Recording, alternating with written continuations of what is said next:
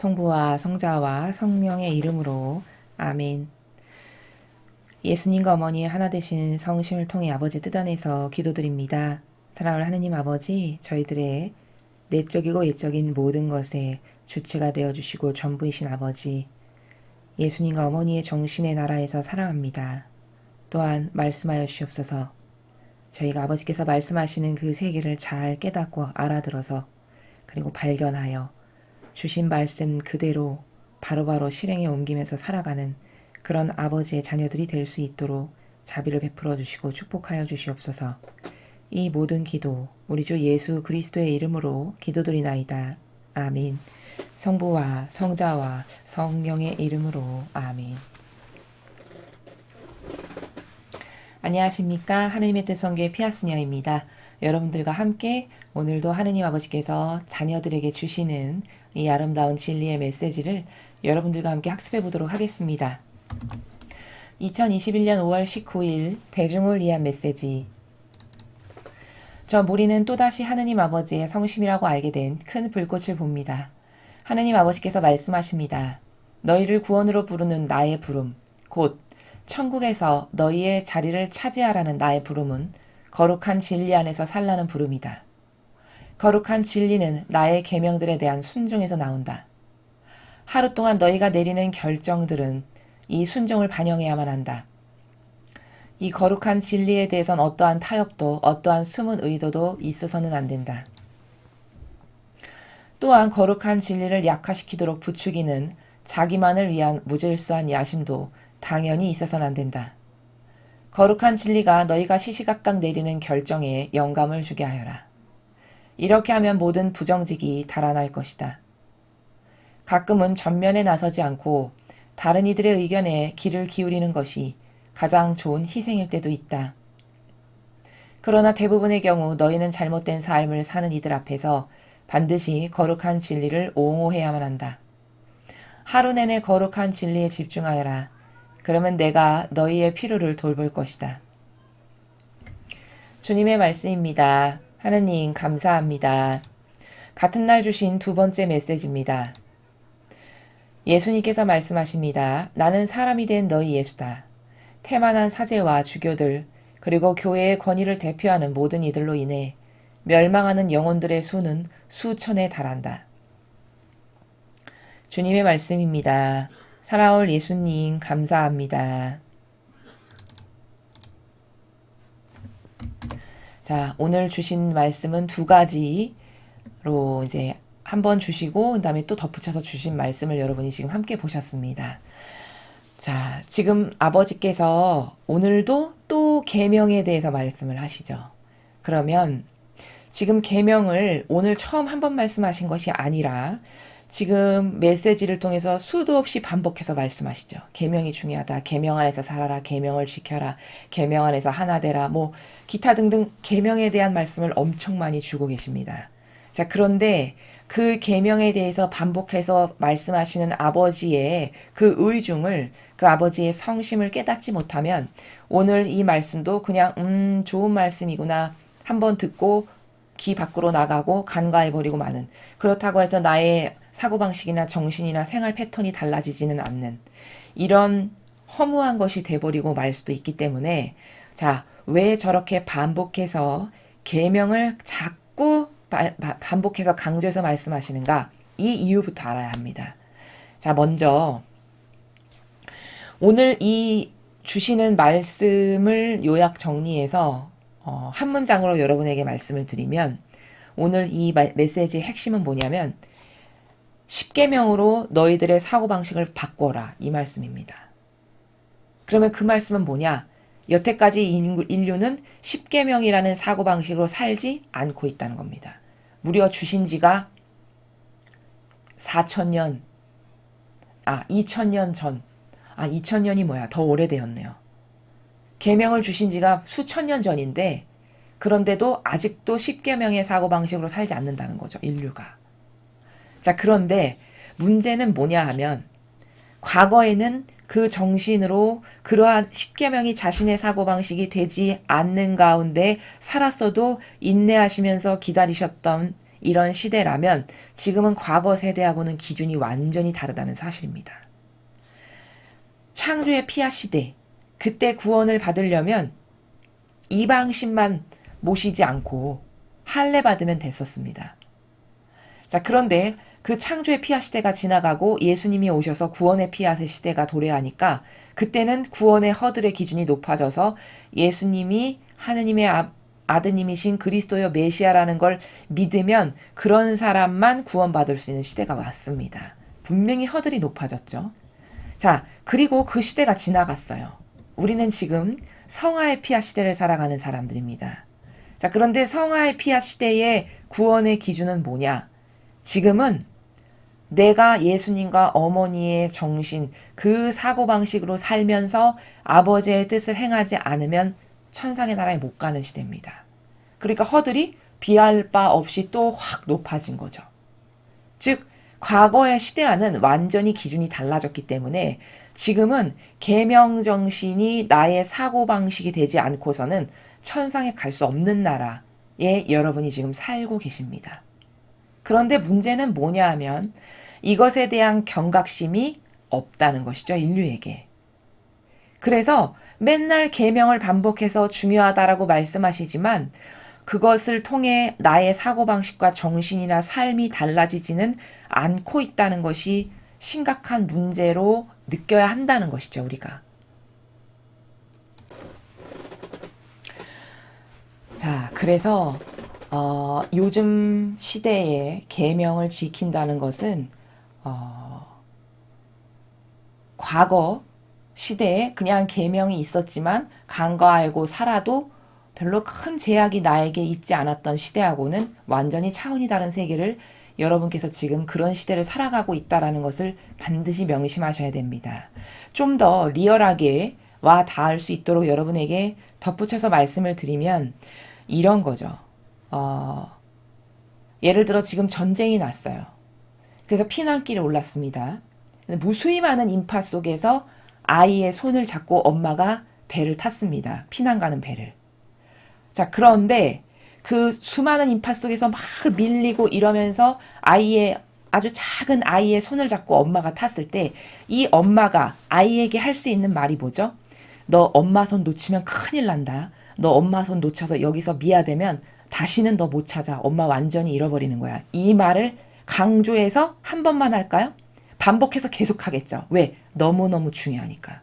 그게 생명줄, 목숨줄과도 같은 것일수록 더 강조해서 여러 번 반복해서 말을 할 수밖에 없겠죠. 똑같은 거라는 겁니다. 계속해서 반복해서 말씀을 하신다는 것은 이제 마치 피난길에 올라서 수많은 인파 가운데 배 안에 엄마와 아이가 딱 둘이 탔는데 엄마는 수많은 짐을 들고 막 미고 이고 그래서 아이가 엄마의 치맛자락 하나만을 겨우 붙잡을 수가 있는 상황이에요. 근데 그 치맛자락 놓치면 거기서 고아되고 다시는 못 찾겠죠. 이런 위급 상황이에요. 놓치면 죽는 거와 똑같은 상황이 발생하는 거죠. 아이 입장에선. 그럼 그 엄마가 그 상황에서 할 수 있는 이야기가 뭘까요? 너 엄마 치마 놓치면 큰일 나. 너 손 놓치면 큰일 난다. 너 그럼 죽는 거야. 이 말을 반복해서 할 수밖에 없는 겁니다. 부모의 사랑이 당연히 그렇게 하겠죠. 하느님 아버지께서 지금 그거를 하고 계신 거예요. 반복해서 말씀을 하신다는 거는 그렇게 중요하고 임박했고 그게 너의 목숨을 살리는 목숨줄과도 같이 중요한 거니까 너 이거 놓치면 큰일 난다는 것을 지금 얘들아 계명 지켜라. 계명 안에서 살아라. 계명 안에서 하나 되라. 이렇게 반복해서 말씀하시는 거랑 똑같은 거라는 겁니다. 마치 그 반복하시는 아버지의 성성의 마음이 그 치마 놓치면 큰일 나니까 안 된다라고 반복하는 어머니의 마음과 똑같다라는 거예요. 그럼 좀 와 닿으시죠? 얼마나 계명을 지키는 것이 중요한가. 이 정도로 반복돼서 말씀하시는데 그래도 안 듣는다. 그럼 어쩔 수 없겠죠. 그의 자유의지가 그것을 선택해서 그 길을 가는 거니까요.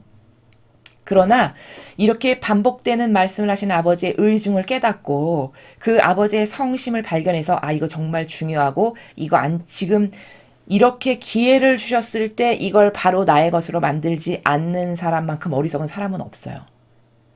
그것은 그 정도로 중요한 거고 임박했다라는 사인인 거고 또 그걸 안 들으면 너는 죽을 수밖에 없고 저주받을 수밖에 없는 상황에 처하게 될 거다라는 이런 다중적인 그 성심의 나라에서 아버지가 말씀하시는 내용이다라는 거죠. 그래서 경각심을 가져야 돼요. 우리 인간은. 우리는요, 우리의 사고방식이 얼마나 심각하게 병들어 있고 왜곡되어 있고 뒤틀려 있는지를 잘 모릅니다. 그것에 익숙하게 살아온 수십 년의 세월의 경향 때문에 나는 나의 사고방식이 전혀 신적인 것과는 정반대라는 것을 인식하는 게 굉장히 희박해요. 그래서 아무리 하나님께서 강조해서 좋고 훌륭한 말씀을 많이 하셔도 그것이 마음에 남는 게 한 10%? 많아야 5%? 그것도 한 며칠 지나면 망각하여 또 잊어버리는. 이게 우리라는 존재예요. 인간은 이런 자신을 자꾸 깨닫고 발견할 때만 정직해질 수 있습니다. 아, 나 이거밖에 안 되는 존재구나. 나 하느님 앞에 이 정도로 비천하고 부족하구나. 그러니 내가 하느님 아니면 도대체 무슨 희망이 있을까? 뭘 가르쳐줘도 금방 망각하고 잊어버리고 중요한 것이 무엇인지도 모르고 달라지는 것이 있지도 않고 이 정도밖에 안 되는 수준인 나. 그래서 나에게 하느님께서 주시는 모든 것이 생명이고 아버지를 반드시 붙잡고 그 뜻에 하나 되어 사는 게 나의 생명줄이고 목숨줄과도 같이 중요한 건데 이런 것을 다 망각하고 또 까먹고 또 까먹고 또 까먹고 이렇게 살아가는 게 우리라는 거죠. 지금 이 계명이라는 단어를 제가 강의한 이래로 벌써 수십 번 말씀하셨어요. 엄청 많이 반복적으로. 근데 이런 거 있죠. 물 들어올 때 노져야 된다는 말 아시죠? 자연법에 그런 말이 있습니다. 이게 뭘까요? 계명 지켜라는 말을 평생 하실 거냐? 영원토록 그렇지 않다는 거예요. 성경에서도 모든 것은 때가 있다라고 이야기합니다. 공부할 때가 있고 그 때가 지나면 공부해서 다시 피치를 올릴 시기가 웬만해선 돌아오지 않아요. 그러니까 학생들에게 부모님께서 공부해라, 공부해라, 공부 열심히 해야 된다 이 말을 하시는 거예요. 요 때에는 반드시 요것을 해서 그걸로 인한 열매를 맺지 않으면 다시는 그 시절이 돌아오지 않기 때문인 것이죠. 마찬가지입니다. 계명 지켜라, 계명 안에서 살아라. 이것도 무한히 반복하실 거냐? 그렇지 않다는 거죠. 이것도 끝이 있어요. 이게 성화의 시대가 직접적으로 도래한다. 그럼 이제 더 이상 이런 말씀 하실 필요가 없죠. 그때 이미 다 끝난 거예요. 그걸 지킬 사람은 이미 걸러진 겁니다.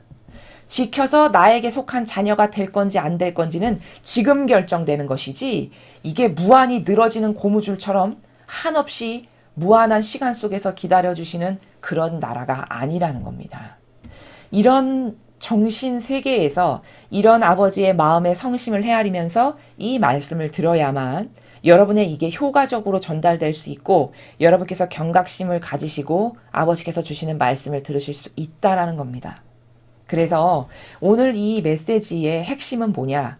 계명을 지키는 것이 중요한데 왜냐하면 이 마지막 시대는 계명이 사고방식이 돼야 돼요. 나의. 과거는 계명이 자신의 사고방식으로 살아가는 게 무엇인지도 잘 몰랐고 그리고 계명의 본질적 내용도 잘 깨달을 수가 없었습니다.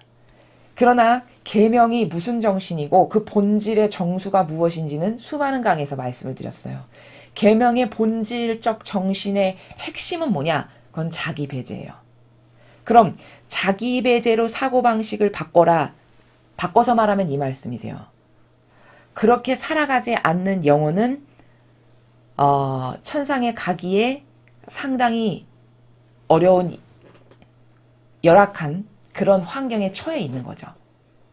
즉 반복돼서 말씀하시는 이 아버지의 말씀을 안 들으면 사실은 영혼의 입장에서는 저주받은 거고 그리고 이것이 무한히 지속될 것도 아니기 때문에 이건 다 때가 있는 거고 한계가 있는 거다. 또한 반복해서 말씀하시는 것을 어떻게 중요한가라고 인식해야 되는 것은 마치 피난 가는 그 피난민들이 그 배에 막 수많은 인파가 끼어서 탔는데 그 어머니가 어린 딸이 어머니의 손을 놓칠까 봐서 노심초사하면서 너 엄마 치맛자락 놓치면 큰일 나. 너 그럼 죽는 거야. 그럼 너 이제 다시는 나 못 만나. 이걸 반복해서 말씀하시는 거랑 똑같은 성심의 나라에서 지금 아버지께서 말씀하신다. 이런 배경 지식을 가지시고 말씀을 보시겠습니다. 너희를 구원으로 부르는 나의 부름, 곧 천국에서 너희의 자리를 차지하라는 나의 부름은 거룩한 진리 안에서 살라는 부름이다. 자, 아버지는 우리를 천국의 너의 자리로 돌아오라고 항상 부르고 계시다는 거죠. 며칠 전 메시지에서 말씀하셨죠. 천국에 맨 처음에 너를 만들었을 때부터 너의 자리를 내가 준비해놨다. 이렇게 말씀하셨어요. 그 너의 자리로 반드시 와야 된다. 이 말씀을 하시는 거거든요. 근데 그럼 그렇게 천국에 가는 걸 모두가 다 갈망하고 원하잖아요. 좋아하잖아요. 즉 하늘나라를 차지하는 방법이 있는데 방법은 정작 모른다는 거죠. 모든 사람이 천국 가는 건 다 좋아합니다. 지향과 갈망이 저는 천국 가는 거예요. 이 말 안 하는 사람은 없어요. 안 믿는 사람도 하느님 모르는 사람도 천국 가는 거 싫어할 사람은 없습니다. 그런데 그렇다고 해서 모두가 가냐? 그렇진 않다는 거죠. 얼마 전 말씀하셨죠. 네가 지향하는 것과 행동으로 옮기는 건 완전 다른 거다. 이렇게 말씀을 하셨어요. 이 지구상에 70억 인구가 있다면 예를 들어 70억 인구가 천국 가는 건 다 똑같이 지향합니다. 그러나 그들 중 과연 몇 명이나 천상의 나라에 가냐? 그건 매우 소수에 불과하다라고 말씀하시는 거예요. 그럼 왜일까? 지향은 그러하나 실생활의 실천적 삶의 행동이 다 하나님을 얼마나 사랑하는지 입증시켜드리는 증거 자료고 백데이터고 이런 건데 백데이터 증거 자료로 남겨서 입증시켜드릴 수 있는 게 단 하나도 없는 거죠. 그럼 말은 그렇게 했으나 행동으로 맺은 열매가 없으면 이거 매칭이 안 되죠. 그럼 하나님께서 그걸 믿으실 수 있나? 믿으실 수 없다는 거예요. 아, 너는 마음은 그렇게 물론 먹은 건 알겠는데 네가 희생으로서 고통을 사랑해서 그리고 너를 배제해서 나를 위해 맺은 게 도대체 뭐냐? 아, 아무것도 없네. 그럼 너는 그냥 공허한 말만 외쳤을 뿐 나를 위한 실제적 사랑의 징표가 없구나. 가져다 놓을 수가 없다는 거죠. 그래서 천국으로 부르고 계신데 지금 그 하늘나라를 차지하는 방법이 과연 뭐냐? 진리 안에서 살라는 거예요. 여기 말씀하시죠? 나의 부름은 너의 자리를 차지하라는 나의 부름은 거룩한 진리 안에서 살라는 부름이다. 이 말씀은 다시 말씀드리면 하늘나라는 차지하는 방법이 있는데 그게 뭐냐면 진리 안에서 사는 거다. 그게 네가 하늘나라를 갈 수 있는 방법이다. 이렇게 가르쳐 주시는 거거든요. 그럼 또 진리 안에서 살라는 게 뭘까? 또 막연해요. 자, 그럼 진리 안에서 살라는 건 더 구체적으로 뭐냐? 예를 들면 내 뜻으로 안 사는 게 진리 안에서 사는 겁니다. 즉 진리라는 것은 참된 진실과 사실이잖아요. 영원히 변질되지 않는 퍼펙트한 진실. 그 진실이 진리예요. 그럼 그 퍼펙트한 진실이 성경에 있고 아버지께 있고 예수님의 모범과 가르침과 정신에 있어요. 그럼 그 예수님과 모범의 가르침과 정신에 따라서 근거해서 내 삶을 실제적으로 살면 그게 진리 안에서 사는 거예요. 그럼 그 예수님의 가르침과 모범과 정신으로 살아야 되니까 내 뜻은 배제할 수밖에 없죠. 내 뜻을 안 따를 수밖에 없잖아요. 이렇게 해서 내 뜻을 배제하면서 실제적으로 살아가는 것이 바로 거룩한 진리 안에서 사는 거고 그런 사람은 하늘나라에 아버지께서 마련하신 자리에 갈 수 있다는 거죠. 자, 또 있어요. 방법이. 또는 이런 관점으로도 말씀드릴 수 있어요. 진리 안에서 산다는 건 아버지의 뜻을 거스르는 세력과 하나 되지 않는 것. 즉 이 시대에 구체적으로 말하면 이교도가 만들어 놓은 제도와 전통. 그것에 하나 되지 않는 것. 이게 또한 거룩한 진리 안에서 사는 거예요. 왜? 그거 진리 아니니까요.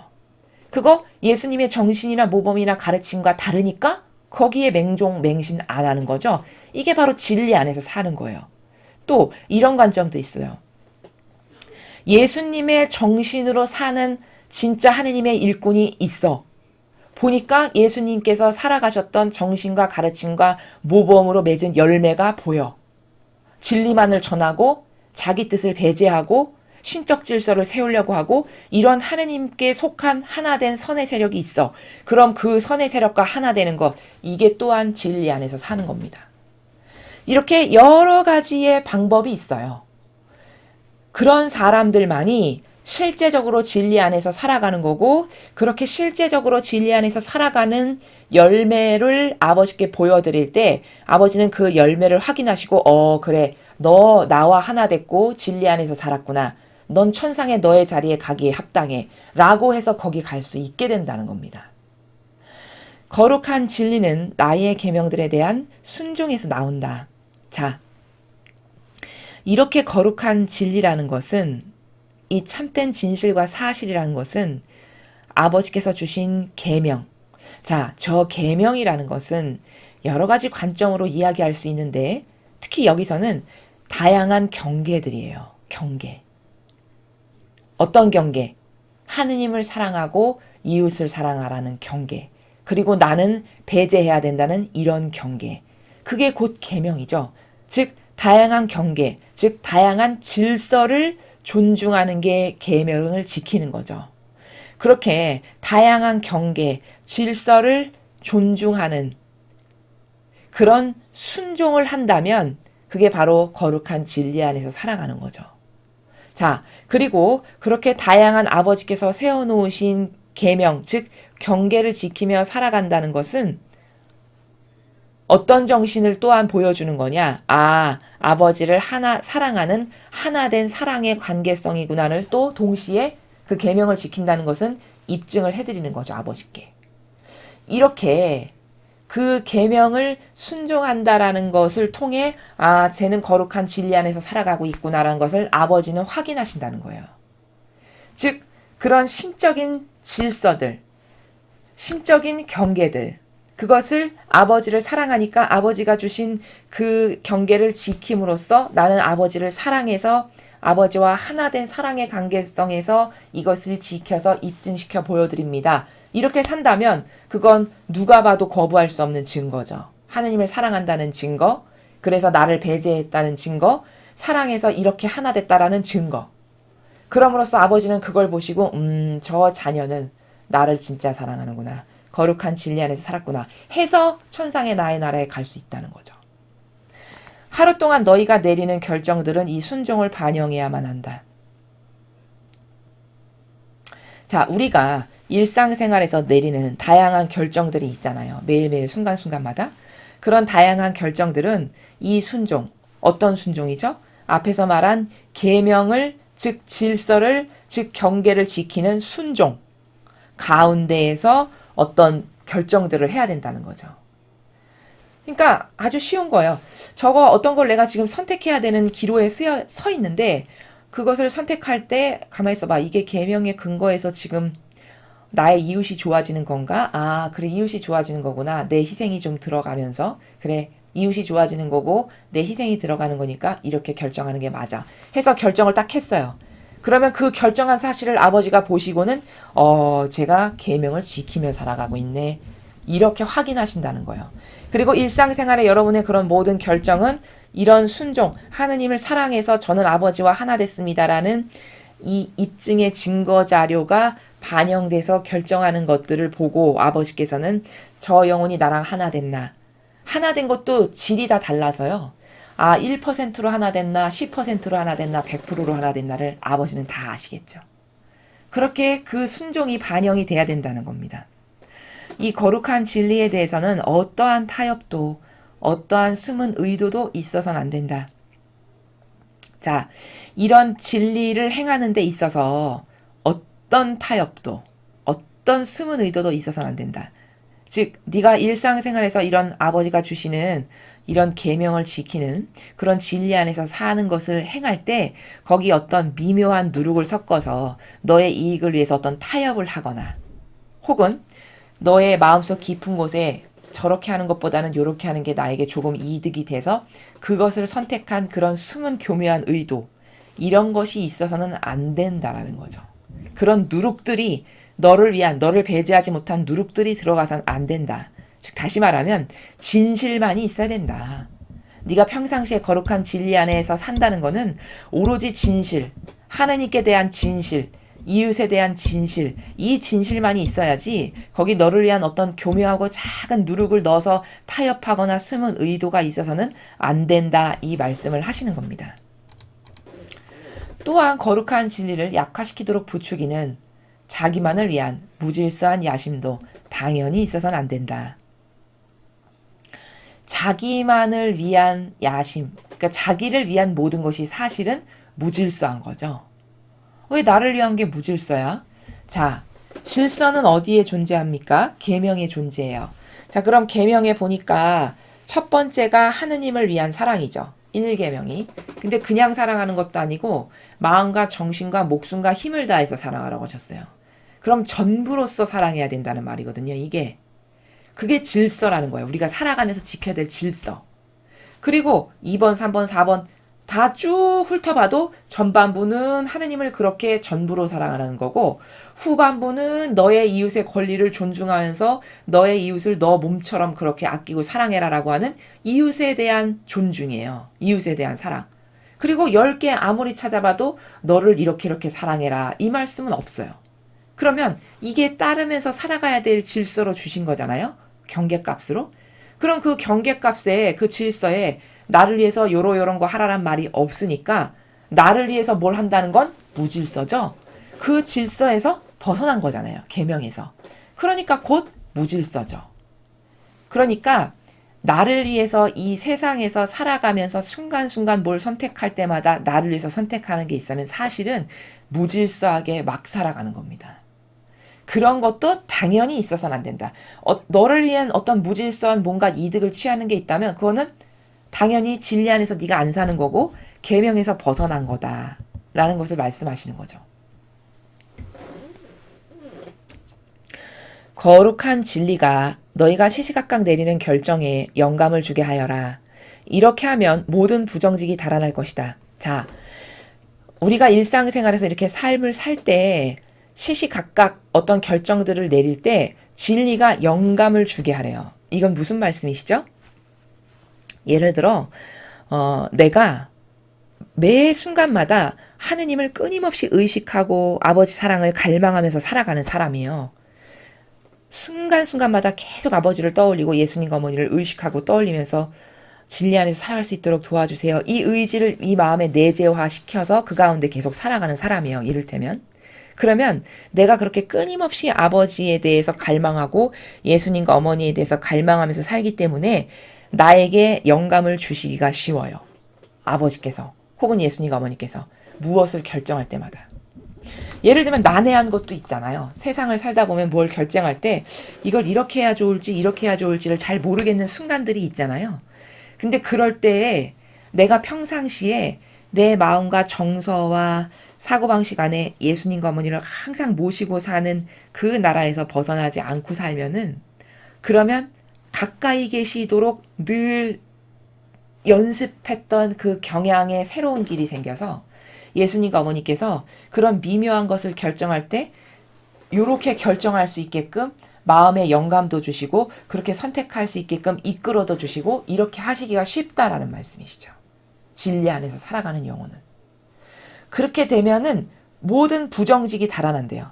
즉 내가 그렇게 예수님과 어머니로부터 항상 영감을 받아서 무엇을 결정하는 정신세계에서 살아가다 보면은 정직해질 수밖에 없죠. 왜? 아니, 나를 위한 건 안 하게 될 테니까 자동으로.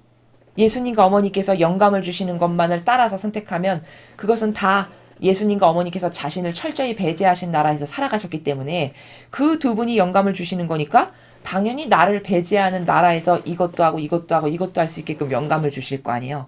그럼 나를 위한 건 나는 자동으로 안 하게 되기 때문에 부정직하다라고 하는 세계에서 안 살고 정직한 정신, 나를 위한 게 없는 게 정직한 거죠. 그렇죠?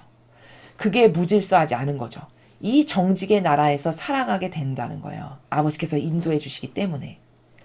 가끔은 전면에 나서지 않고 다른 이들의 의견에 귀를 기울이는 것이 가장 좋은 희생일 수도 있다. 자, 이게 무슨 말이냐면요. 이런 거예요.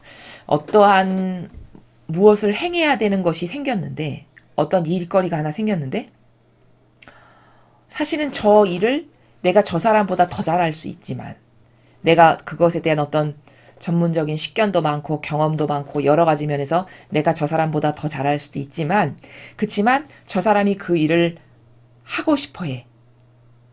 그래서 게다가 그게 또 하느님과 관련된 거야. 그래서 그 사람이 그 일을 함으로써 하느님께 더 가까이 갈 수 있는 어떤 기회가 될 수 있어 보여. 그러면 내가 양보하는 거죠.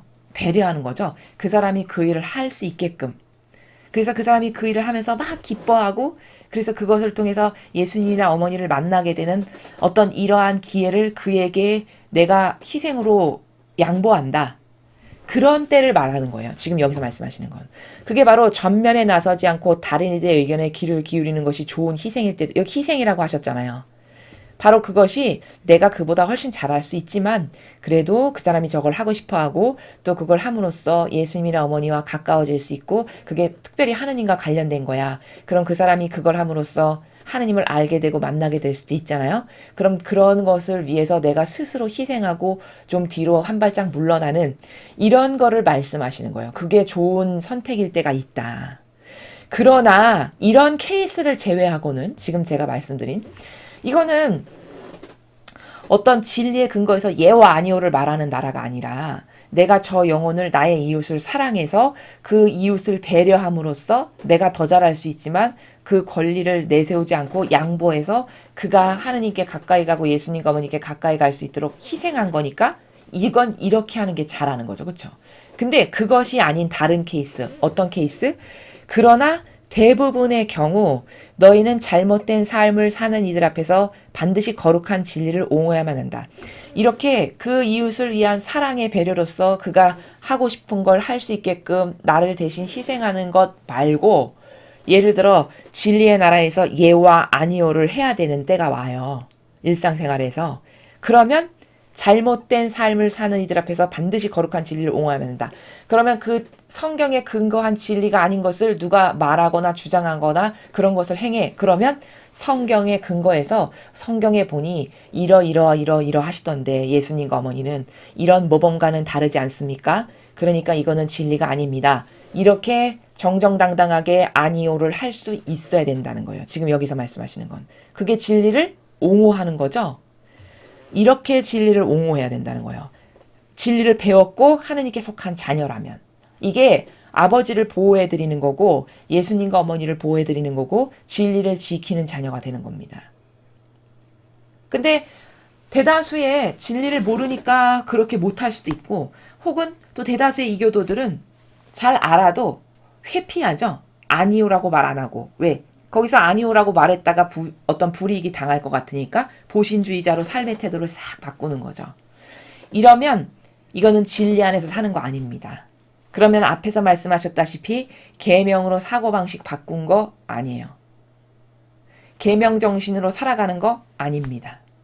계명 정신이라는 것은 예할 때 예하고 아니할 때 아니하는 게 계명 정신이에요. 그렇죠? 예수님이 그렇게 하셨으니까. 그렇게 해야 된다. 네가 아닌 걸 봤을 때는 성경의 근거에서 잘못을 보았을 때는 성경의 근거에서 말을 하셔야 돼요. 이거 성경에 보니까 예수님이나 어머님 보면 이러 하시던데 이럴 때 이런 희생, 이런 고통, 이런 고통을 사랑하시던데 그건 이것에 반하는 것 아닙니까? 이렇게 아니오라고 근거를 내밀어서 이야기를 해야 돼요. 그게 진리를 옹호하는 거죠. 하루 내내 거룩한 진리에 집중하여라. 그럼 내가 너희의 필요를 돌볼 것이다. 자, 우리가 일상생활을 살아가는 하루 내내 동안 진리에 집중하는 건 뭘까요? 예를 들면 이런 겁니다. 아버지가 어떤 걸 좋아하실까? 내가 지금 이거 하면 아버지가 기뻐하고 행복해 하실까? 혹은 저 같으면 내가 어떻게 전달하면 진리가 더 잘 전달되게 할 수 있을까? 어떻게 하면 더 많은 양들이 이걸 좀 알아들을 수 있을까? 어떻게 하면 더 효과적일 수 있지? 이런 걸 고민하는 거.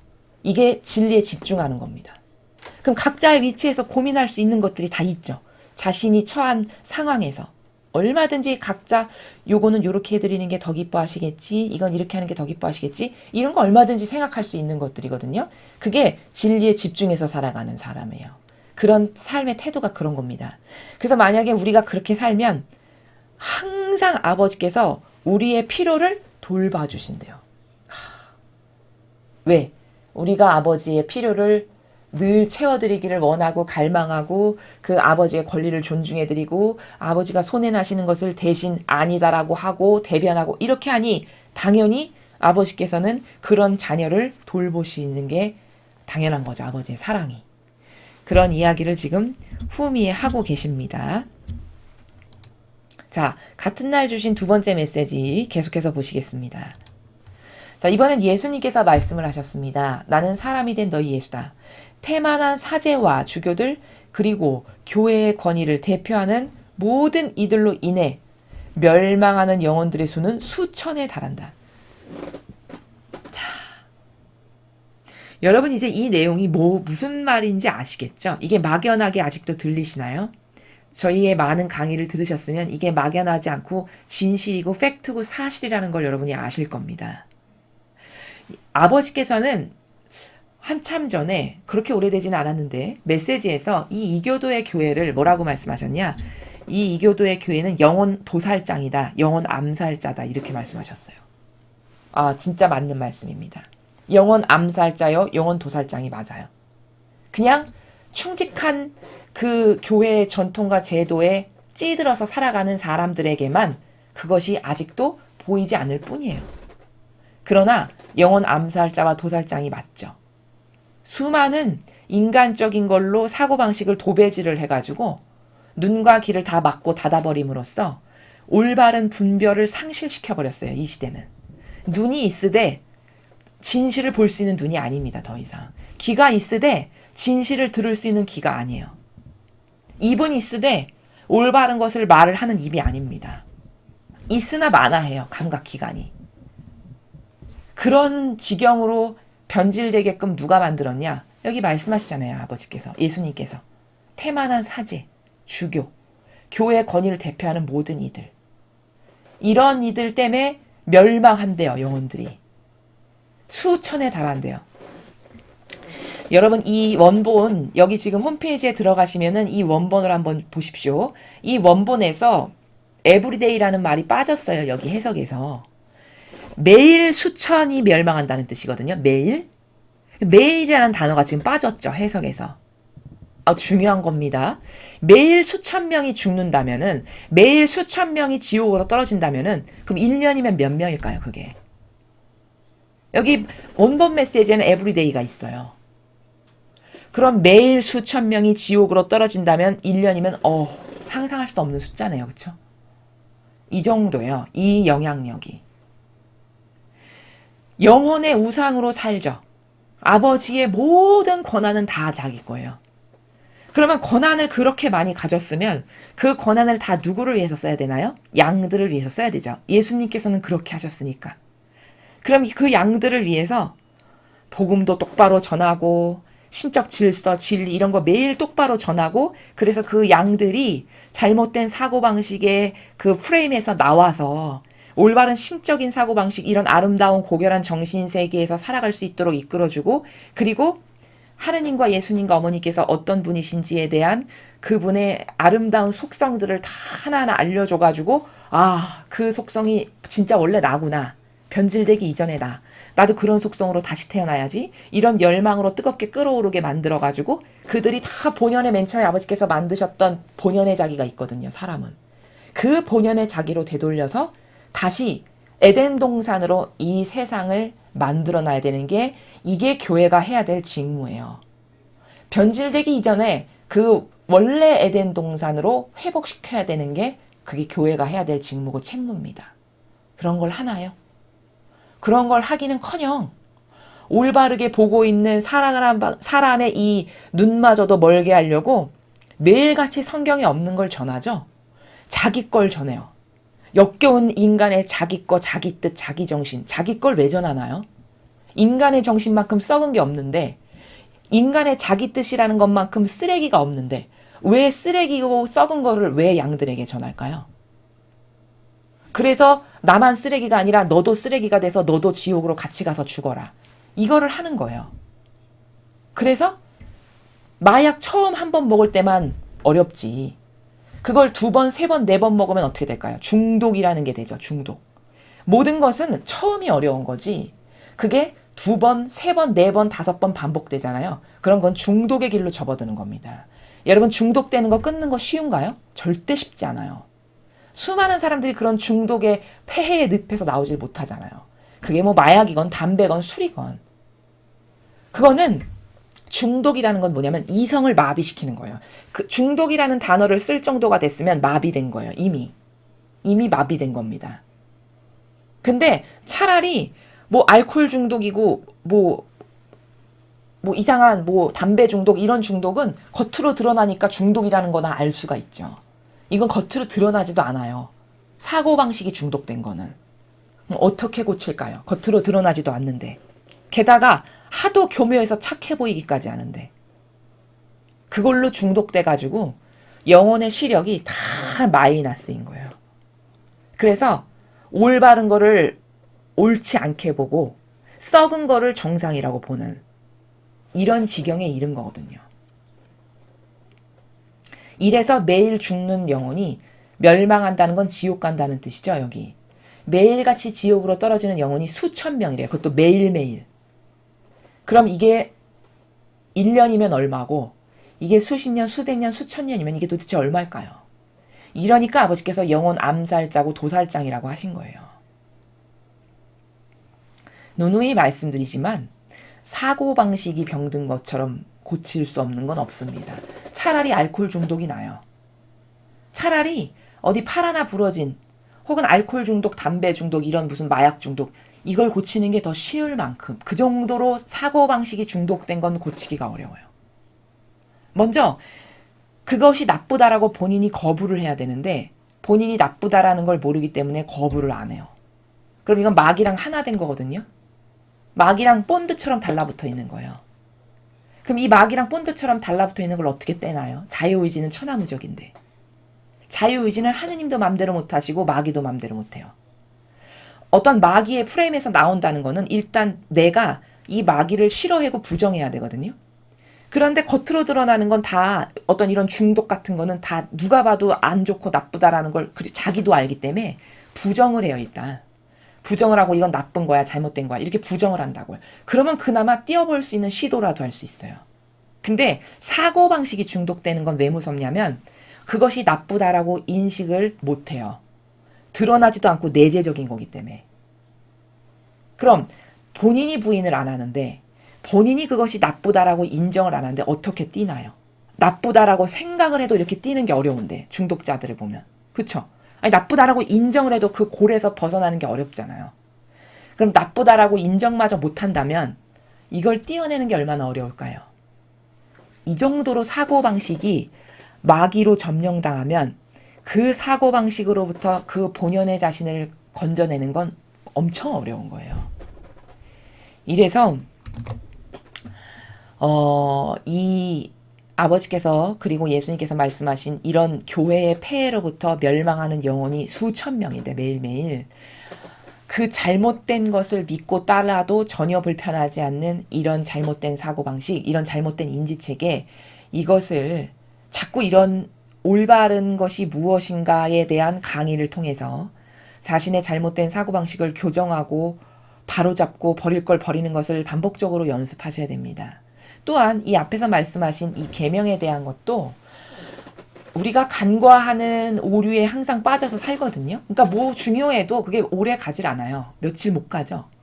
그게 인간이 그 정도로 망각의 존재고 또 교만해서 중요하다라고 어떤 인지체계가 잘 작동하지도 않고 이런 나의 한계, 이런 나의 고질적 어떤 병들, 이런 정신의 고질적 한계를 계속 잘 여러분께서 홀로 기도하실 때 묵상을 하시면서 이러니까 내가 이 정도니까 예수님과 어머니와 하나 되지 않고는 나는 희망 없는 비참한 존재겠구나.